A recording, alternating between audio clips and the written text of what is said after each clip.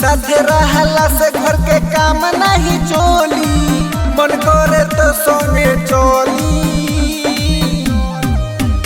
अब कदी टिका चंदन देवरू जाताड़ा तू तो लंदन। अब कदी टिका चंदन देवरू जाताड़ा तू तो लंदन।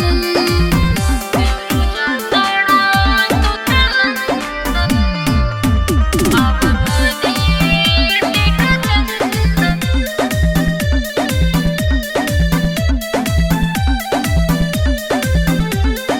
याद रखो हमारो तू भूल जनी बतिया, छोट जब रहल तो घूम सारी रतिया। याद रखो हमारो तू भूल जनी बतिया, छोट जब रहल तो घूम सारी रतिया।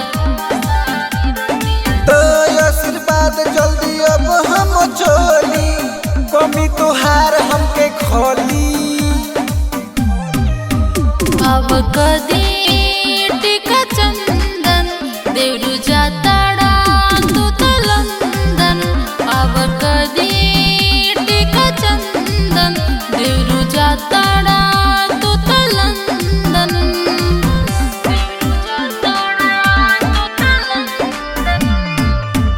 अब कदी टिका चंदन।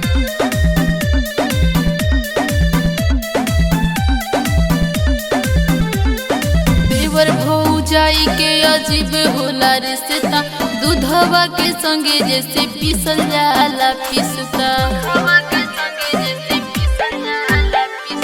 देवर भौजाई के अजीब होला रिश्ता, दूधवा के संगे जैसे पीसल जाला पिसता। पहिले कसम से जबाना भोले चोली, चाहे बनी केहू खोली। अब कदी